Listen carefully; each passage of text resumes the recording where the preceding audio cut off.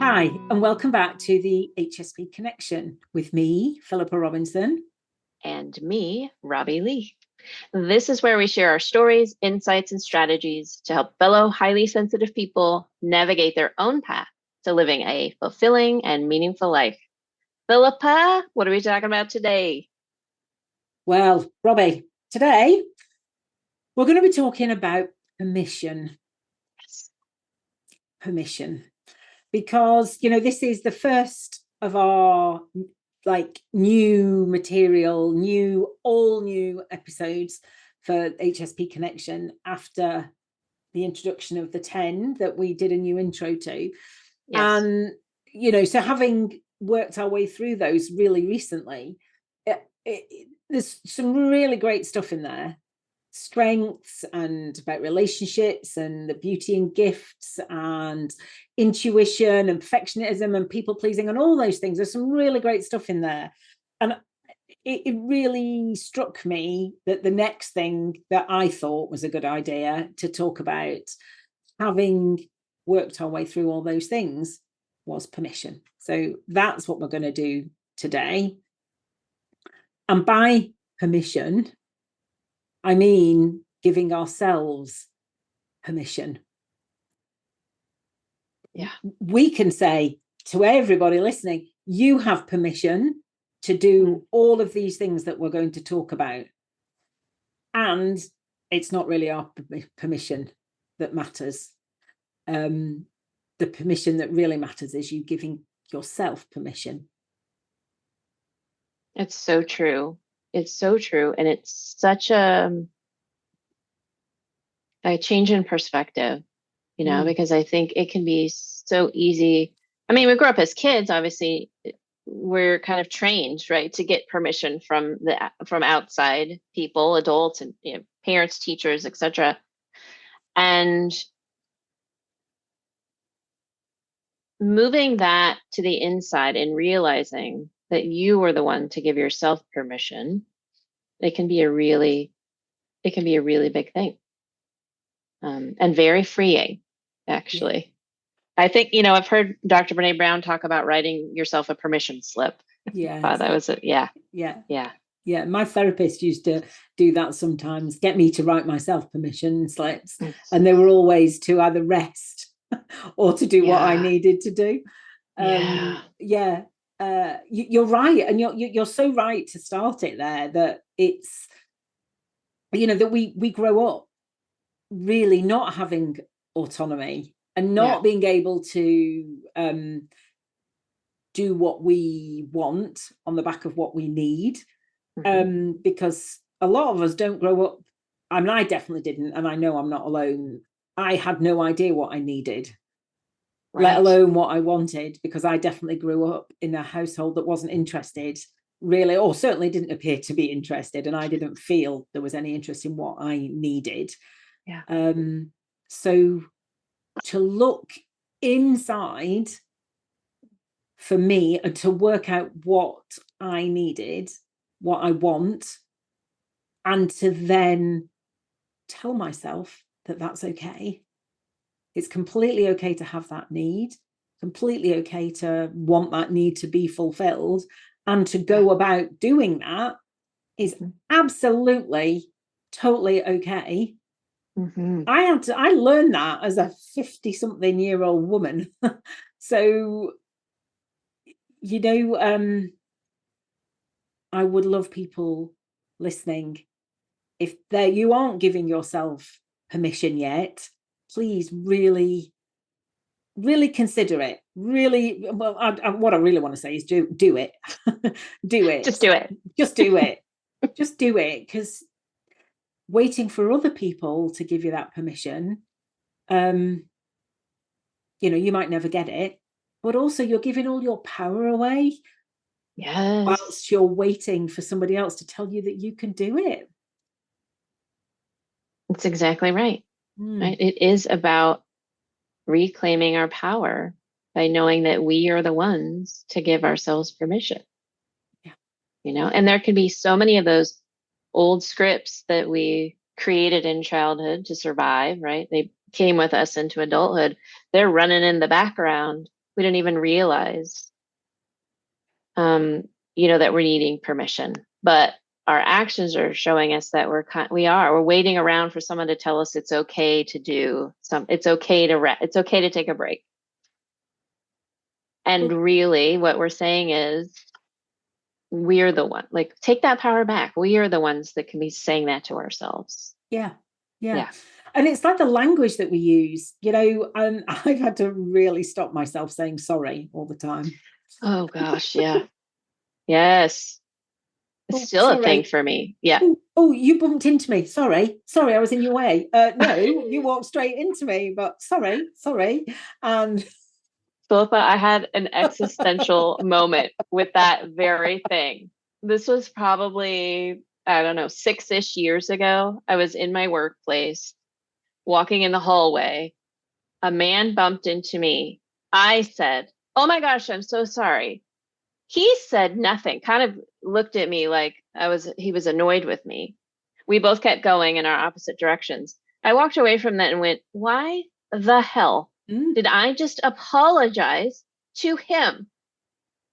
And it just kind of like broke my mind open, because I was like, oh, I do this all the time. I'm just apologizing for existing in the space. Yeah. Yeah.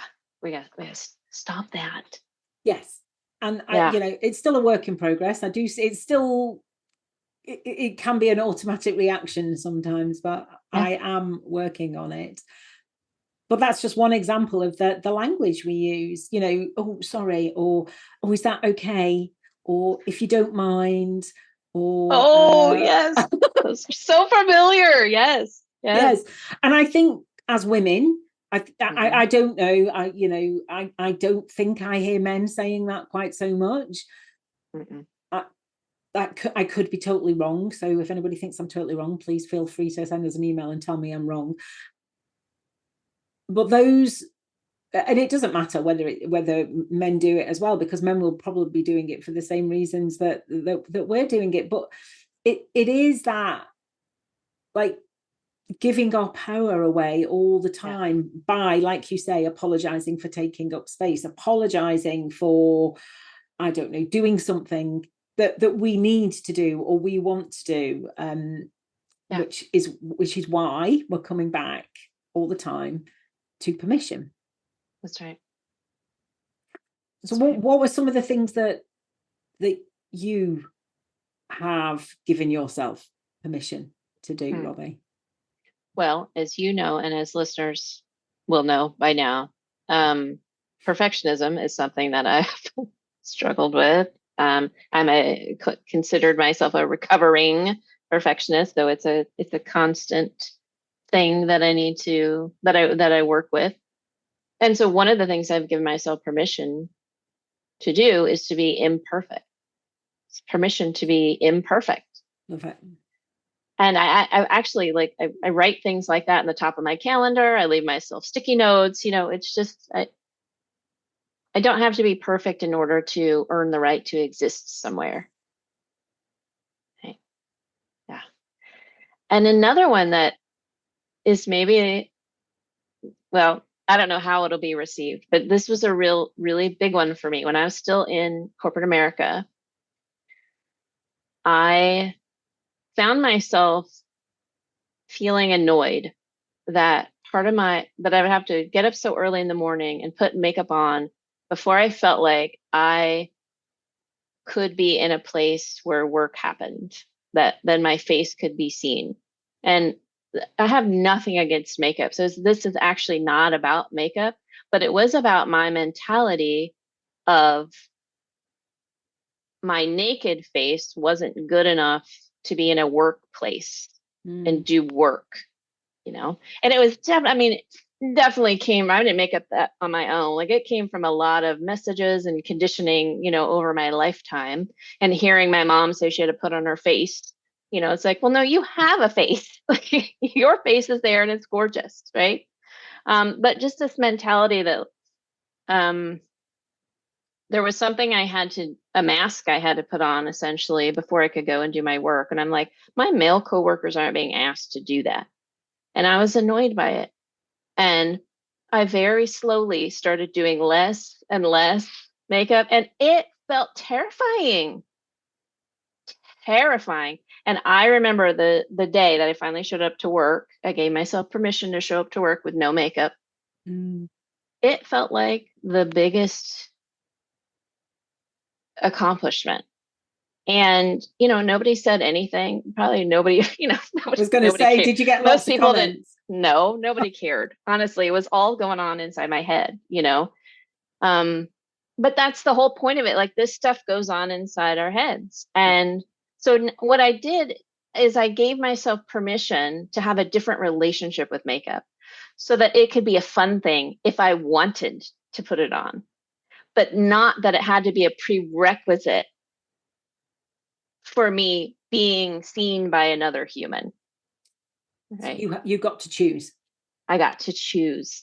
That's right. Yeah. So you took your power back.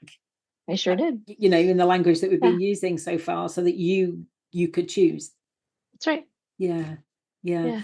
So I never used to wear makeup. I mean, I still don't wear much at all, but I have gone back lately to wearing lipstick. But I'm doing it. I'm doing it sort of for fun, really. I'm doing it because I want to. I'm not doing it because I feel like I should. I'm definitely doing it because I want to. And it kind of balances my face out a bit with the glasses and everything. But I'm doing that because, exactly. I haven't got my bright pink lipstick on today, actually. I had a similar thing with my hair because I've been going grey.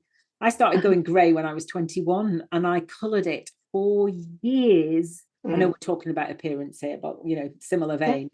But I can't remember, my early 40s, I decided to let the grey, well, in fact, I had it cut incredibly short so that I cut all the colour out and realised it was white rather than grey now. And and I gave myself permission to have my natural colour. I mean, it's now a bit purple, but that's beside the point. But yeah, it's a similar thing because I was like, oh, I'm too young.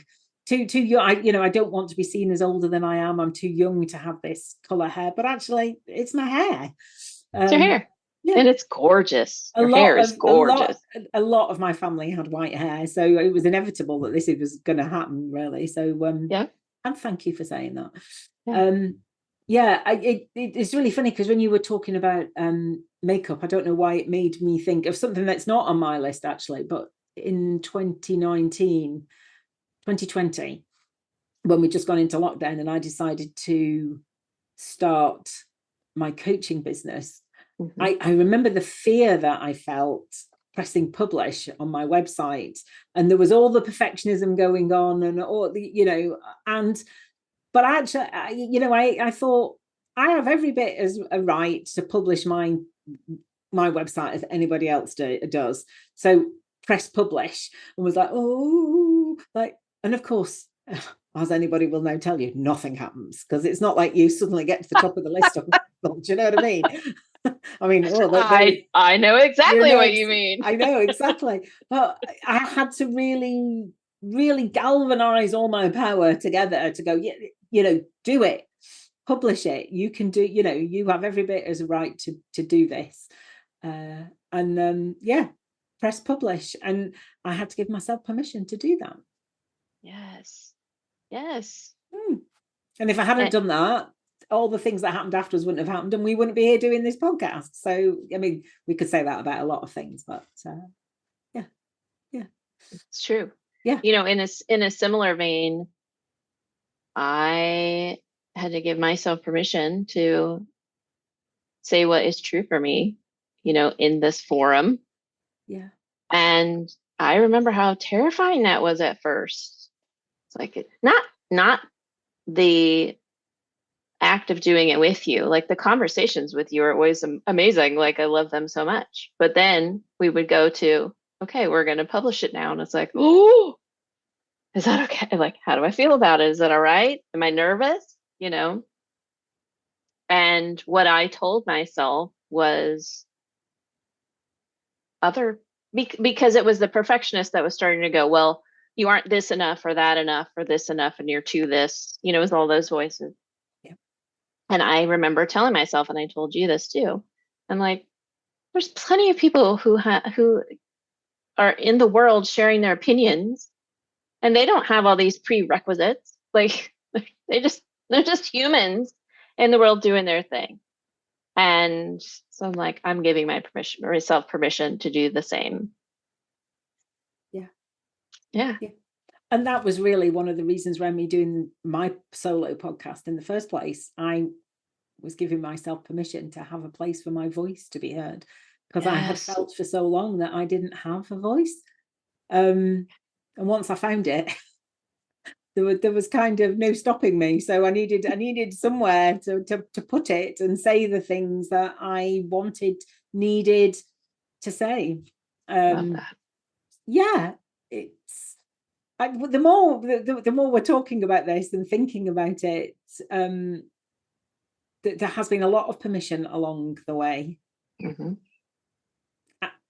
And I'm guessing definitely for me, but I'm thinking probably for you too, that was on the back of many years of not giving yourself permission. Oh, 100%. Yes.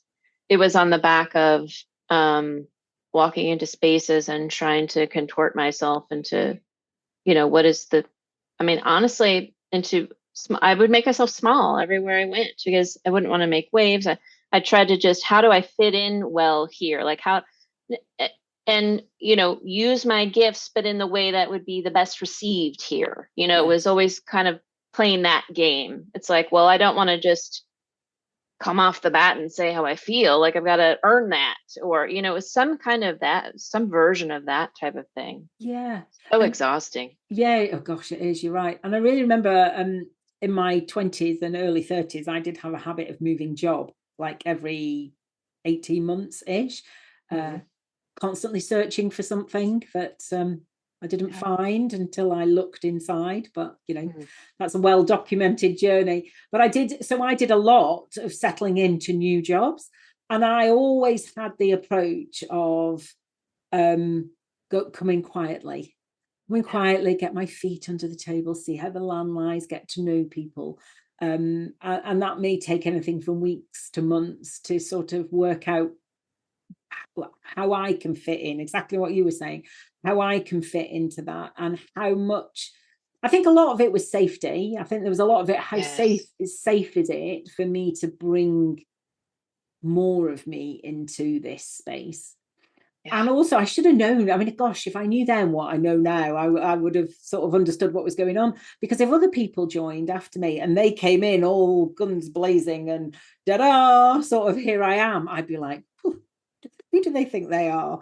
So now I know that's me being triggered really by me not being able to do that, and them coming in and doing that, and me perhaps wanting to be a bit more like that, or not necessarily ta-da, here I am, but what I perceive to be the confidence that comes with that. But I am also aware that there is not necessarily a lot of confidence. It's might be equally a lack of confidence that's just displaying in a different way. Very true. I didn't know any of this then. It's really interesting talking about this now, because I've not really thought about those scenarios. But yeah, gosh, I knew nothing. Absolutely knew nothing. But because I was I'd never come across people who I could have listened to and understood more about myself on the basis of what people were talking about. But also, I was just had my head buried in survival mode, I think, for so long that I just didn't look up and see what was going on. And really, it's a very interesting conversation, this is. Right. Yeah, it is interesting to look back and from the new perspective of now, right? Where you've gained so much knowledge and awareness. And to look back on all those situations and be able to feel what was going on there, and also feel my complete lack of awareness. That's really interesting. And I think anyone who's listened to I'm sure it's in one of the episodes with you where I talked about discovering I was highly sensitive, and sending two friends a text message to say, right, I've got something to tell you, and you know, this is quite big, and I'm actually highly sensitive. I'm thinking, oh, this is like, you know, such a mega thing to sort of be telling other people, and them not really getting the magnitude of what it was for me, and they didn't answer me for a couple of days. I'm like, oh, you know, but Panic, panic, panic. well, sort of, and then realizing that this was my thing, you know. Yeah. Obviously it was my thing, and I'd given myself permission, because on the top of, you know, my little list here of a few things that I've given myself permission to, one of them is I gave myself permission to be sensitive. Yes. And Yes. to, you know, and to embrace my sensitivity. Absolutely. Yeah. That's been one of mine too. It's been definitely a journey, and you know, being able to claim sensitivity as a strength and not as a label for what is wrong with me, which is, as I've said, how I approached it in the beginning. Yeah. You know, but to really own that, yeah, this is how I'm wired, this is who I am, and it comes with a lot of gifts, and it means that roam around in the world differently from non-highly sensitive people, but it doesn't mean I'm less than. No. Yeah. No. And because we're a bit different, and it's okay to be different. Yeah. You know, it's so funny, Philippa, because there's a part of me that loves to be different, unique. You and I have talked about the word quirky. We love the word quirky. Yeah. You know, those types of, like, I love it. And at the same time, I've grown up feeling different, but not in a good, like I didn't belong different. Do you Yeah, know what I mean? I do. I really And do. so there is something about, like, again, bringing that power inside and just owning, like, yeah, I am different, but not less than. I am Yes. different, and I'm owning that difference and sharing that. Yeah. Yeah. There's something powerful and beautiful about that. Oh, there's something really powerful about it. And like you rightly, you know, point out, that coming on the back of many years of feeling like, you know, you don't fit in, you're not as good as everybody else, or all those other feelings that we've talked about before, that are very true for a lot of us.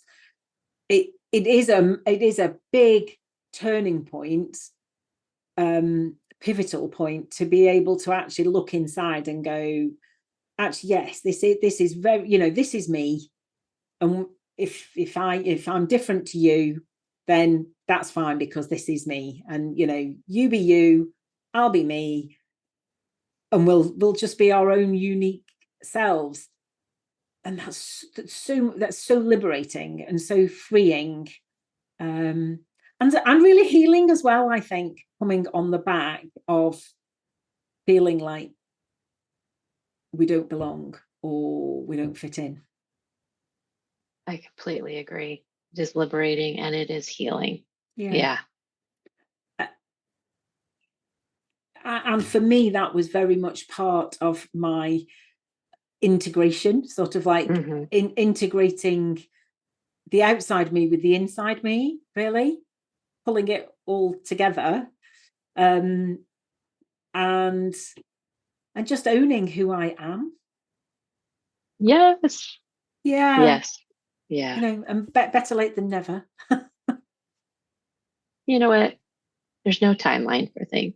No, I wasn't ready. Yeah, exactly. You know, I wasn't ready before it all came hurtling my way. And I think we've said before in a previous episode that, you know, for anybody out there who is feeling like, you know, they're a bit different and don't fit in and things like that, that it's very easy to feel like that's your problem, or that that's because of something to do with you. I think what I would like to say is, well, maybe you're not, they're not your people, or maybe, you know, you're not going to fit in with that group because, you know, maybe you are a bit different, but there are absolutely your people somewhere else. You know, I wish I'd known that. I wouldn't have spent so long trying to fit in places that I clearly did not fit in. Oh my gosh. Yes. Right? Oh, Yeah. yes. That one hits me in the gut. Yeah, because now I have had the experience of 100% finding my people, and it is a night and day difference.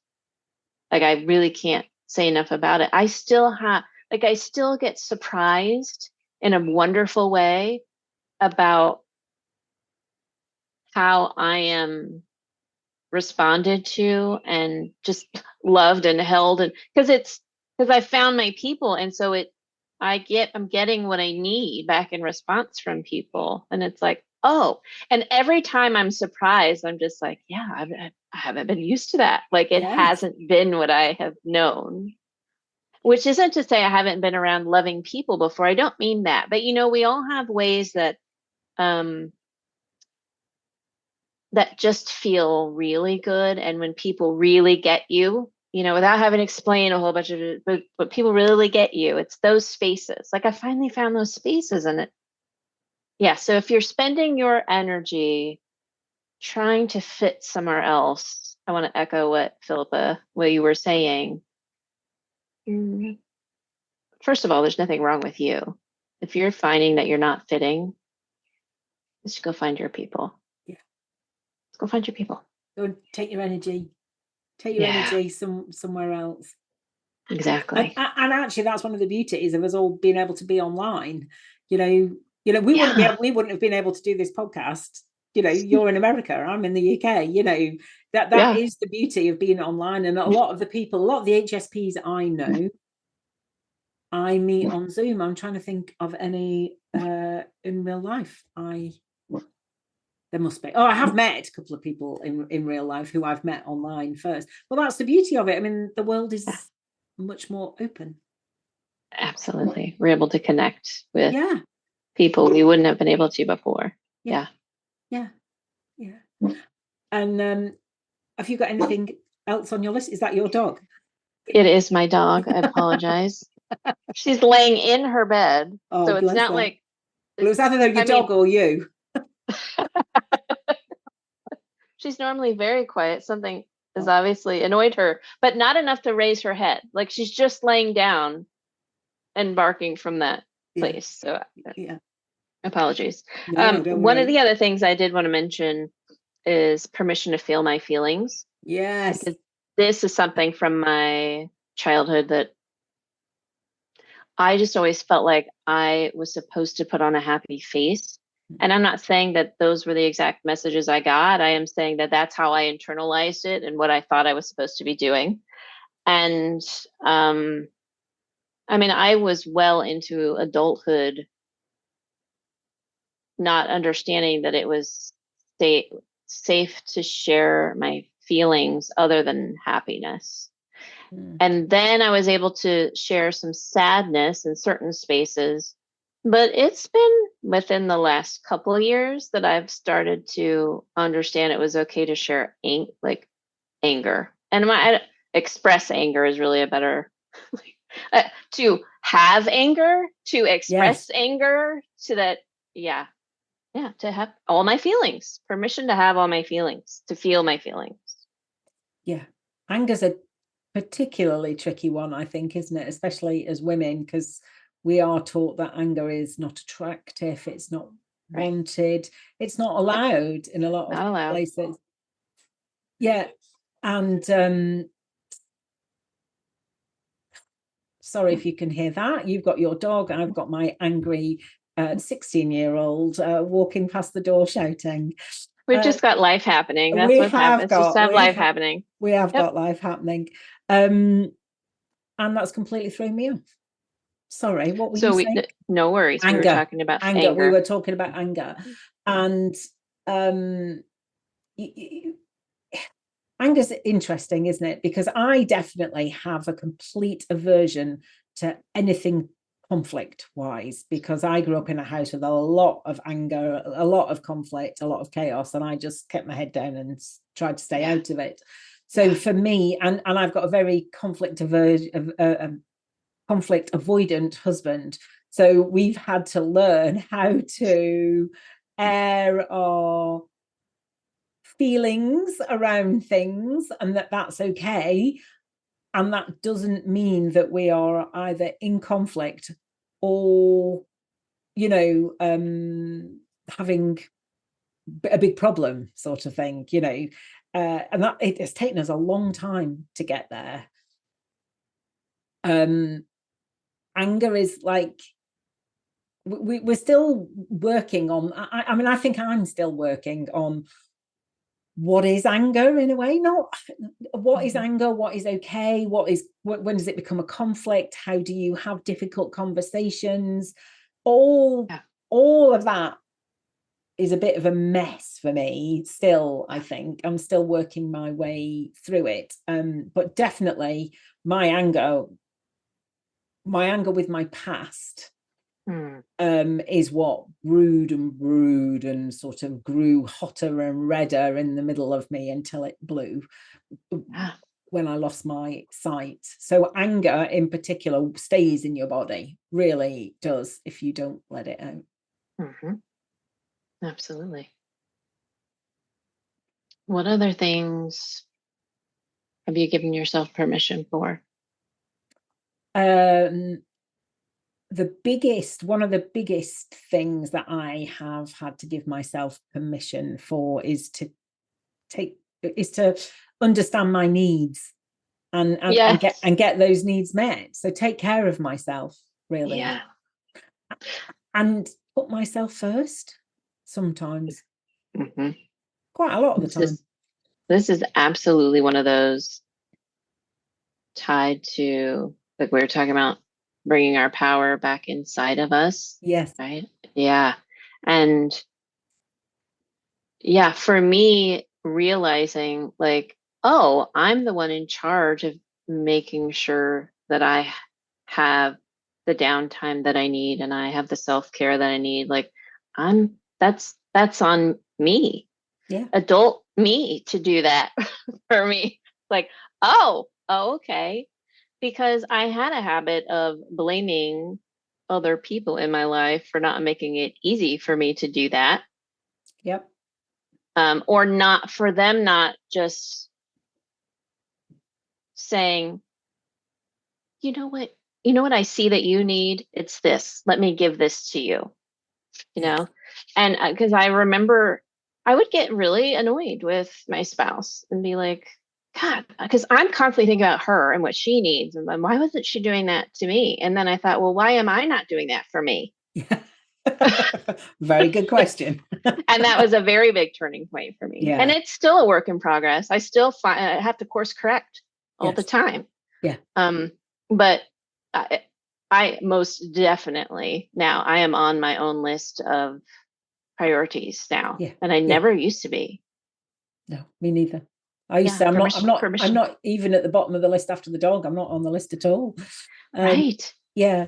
And I used to do, I remember I used to, a lot of the time I would feel like I am doing this. I am doing all these things for everybody else. Why is nobody telling me to rest? Why Yes. Yeah, why is nobody telling me that I've done enough and I should take a break or anything like that? And we'll have to do a whole other episode around people pleasing, because it's not something to be glorified at all.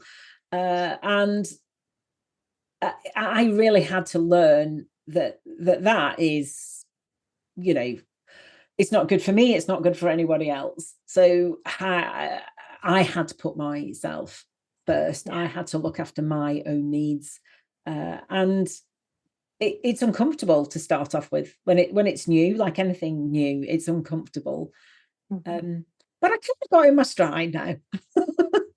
Love it. Yes. Yeah. Yes. And did you have anything else on your list? Rest, permission to rest, which is similar to in the whole self-care bucket for sure. Of course it is. Yeah. And then the other thing is permission to start something without knowing all the answers first, or permission to do something before I'm an expert. Which for years I would have these ideas of things I wanted to do, and I kept stopping myself. Just like, well, I have to keep researching and I have to keep figuring it out and I have to figure out all the details before I even start. which, side note, is impossible to do. You can't figure out all the details before you start, because you learn things as you go. Yeah. And that was just part of that perfectionist thing. And, safety, trying to keep myself safe. I don't want to make a fool of myself. I don't want to make a mistake and make a fool of myself. And it's still something that I work with, but I absolutely give myself permission to just jump in now and do it. And thank goodness for partners like you that help me, so I don't have to do it by myself all the time.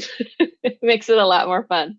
Yeah, because you said that about when we first started doing episodes together, didn't you? That you couldn't quite believe that I just turn up and it happens. But I do that not because I'm lazy and because I don't want to make notes. I do it because I want to be in the moment, and I want it to be real. And not scripted. I mean, occasionally, like I made a little list, so occasionally I'll have prompts, but I do that on purpose. And you were a little bit horrified, I think, at the beginning. No, I think you misunderstood. I wasn't all horrified. I was just like, it made me go, oh, how can she do that? Because it's like, oh, my brain, and it helped me go, well, then I could give myself permission to do that too. Right. That's what that was. I wasn't horrified. I was impressed. I was like, she just jumps in. It's amazing. Another way to do it. Yes. And, occasionally I listen to podcasts all the time, and I'll listen to other podcasts and I think, oh gosh, I really should sound more professional. I really should sort of do this and that. And then I kind of say, don't say that to yourself. This is your podcast. You get to show up. And now this is our podcast, and we get to show up how we want to show up. We're giving ourselves permission to show up, do our podcast and any other things that we do together, and wink to everybody. There are other things on their way. They're coming. Yeah, they're coming. But we're giving ourselves permission to just do them in a way that feels good. And wow, is that a big permission piece? Do things that feel good. Oh, yes. Right? Yes. Yeah. Love that. Yeah. So all this permission has really been, for both of us, massive part of our growth and development over the last few years. Yeah. And really, what it all comes down to, boils down to, is love, self-love, allowing ourselves to be who we are and loving ourselves for who we are. Yeah, it's exactly right. It, when you word it that way, it's just like my whole body just melts, because it's like, yeah, it is me. Every permission slip is an act of self-love. Yeah. Yes. And it feels good to recognize how far I've come on that path of self-love, because started in a rough spot. And I'm still on the path, still learning. Yeah, but it is lovely to, like you were talking about, like look back in the past and go, oh, okay, I'm doing it differently than that now. And I am loving myself more. I am giving myself more permission. Yeah. Because it's all step by step, isn't it? That's right. It's not like there's any, like, that you've got, that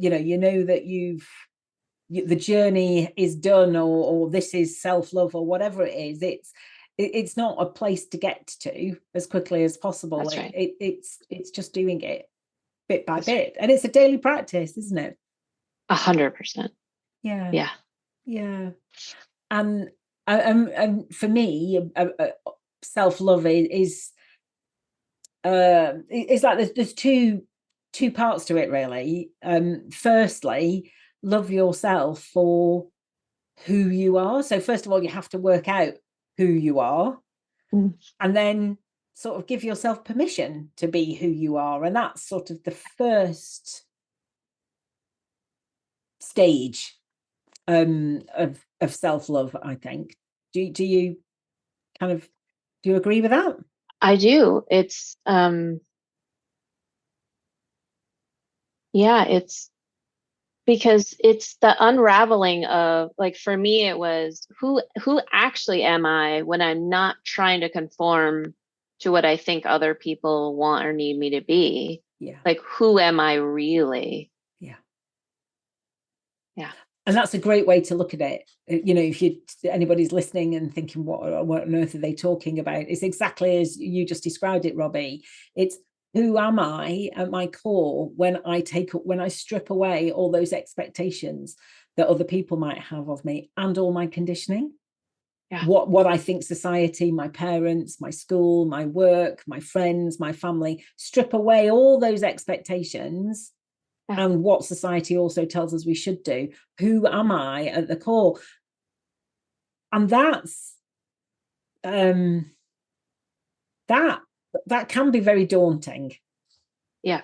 And it absolutely can hit us at times of transition. You know, so I certainly hit that late 40s as my children were getting older. I was approaching 50, you know, deep in the perimenopause, but you know, I am definitely at quite a life transition stage. And that hit me big time then. And I had to learn to love myself in a way that I don't feel I've ever been loved before. Yes. Yeah, I it's actually yeah. quite emotional. I Um, know, right? yeah, yeah. Yeah. And being able to do that, like loving myself in a way that I've always wanted to be loved and never have felt like I have been, then enables me to love other people like that. And maybe even to be loved like that Oh from yeah, others. yeah, Yeah. yeah, yeah, absolutely. And that is interesting because that's still a work in progress. I totally get it. I totally relate and totally get it. Yeah, But you hit, I've said totally 15 times now. You really hit on something so important there, which the when we're longing for something, like we want someone to see us, we want someone to love us, we want someone to accept us. None of that will soak in until we're able to cultivate that for ourselves, about ourselves. yeah, Which absolutely can seem daunting and big and hard, which is why you and I always talk to people about getting resources, right? Getting a trusted therapist, a coach.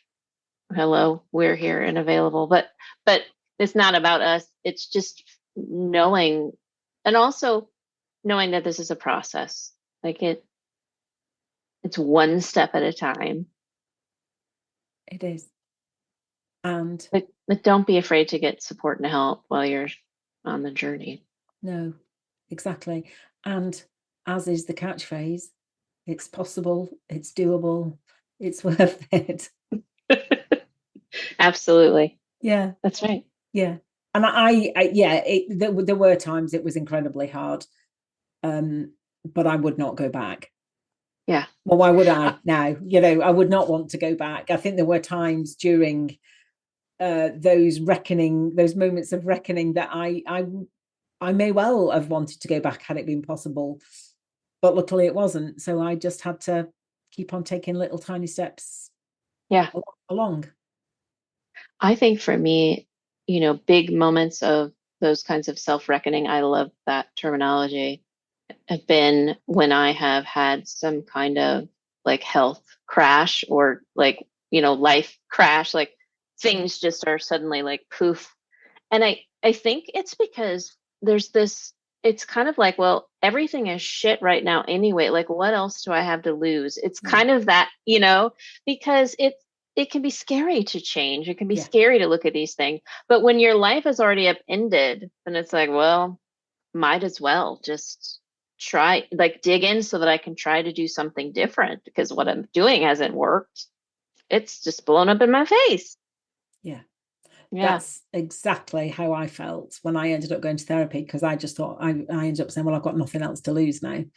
Yeah. Which is so painful in the moment, but actually is like an open door. Yeah. I didn't mean to interrupt. Go ahead. No, I'm just agreeing with you. And, I like to say to people, try not to, you don't have to hit rock bottom to be able to do the work. I was so avoidant that I had no intention of going anywhere near, I don't think, which is why, I lost this. I'm convinced that's why I lost the sight in my eye, because it made it all come crumbling down, and I had no choice. But I would love to implore people to, if any of this is resonating, it's possible to do the work without hitting rock bottom. Totally. It really is. And it's easier to keep life sort of going along at the same time if you happen to hit rock bottom. And I said there were two sort of prongs to self-love. So, the first one is all about self and seeing self and giving ourselves permission to be ourselves. And, the second one for me is loving yourself for what you bring and the role that you play. So it is that sounds, I suppose, a little bit more outward looking, but that's after the inward. And it's not outward looking, but it's like looking inward and working out who you are and loving yourself for who that person is, who you are. And then, okay, and what do I bring? What do my people get? What am I here for? What are my gifts? What's all of those things that we've talked about in the past and will no doubt talk about again. Absolutely. Yeah, I'm hearing when you were talking, I'm like, yeah, like gifts. What are my gifts? What is my purpose? Like, how can I best serve? Yeah. And it's so important what you said, that comes after the going within, right? Yeah. And the loving ourselves for who we are, because otherwise we get into the people pleasing, which we'll talk more about in another episode. Then it's all just like, oh, let me do the things for the people so I can, be okay and feel okay. And that's not what we're talking about. We're talking about loving yourself enough to find who you are, and then being able to share from that place. Well, it's then sharing that wonderful person who you are and and you love. It's sharing that person with whoever else you choose to share it with. That's right. Yeah. And the role that you play, and that will be many different roles, depending on where. I think we've already identified a few more podcast subjects, purpose being another one, people pleasing and purpose. And I think I'm done. What about you? I think this is a lovely place to leave it. We can give ourselves permission to be done with this episode. Permission to be done for this episode. Thanks. I've loved this conversation. Gosh, there's like a broken record to say that every time, but I have enjoyed this conversation, and it's nice to be getting now into recording new episodes, isn't it? Yeah, it's great. I love it. It is. Yeah. So thanks everyone for being here, listening, watching, and we'll be back again soon with another episode. So it's bye from me. And bye from me. Thanks for listening to HSP Connection. If you've enjoyed it, hit the subscribe button so you don't miss any future episodes. Also, we'd really appreciate it if you could rate the podcast and share it with anyone you think might be interested. It helps others find us. If you listen on Apple Podcasts, you can also leave us a review. To get in touch with us, you can email us at hspconnectionpodcast@gmail.com. And we'd love to hear from you with your thoughts and comments on the episodes and any suggestions you have for future topics and guests. We are both HSP coaches and speakers. And to find out more about Robbie, go to Robbie Lee, that's leigh.com. And to find out more about Philippa, go to safeandsupported.co.uk. See you next time.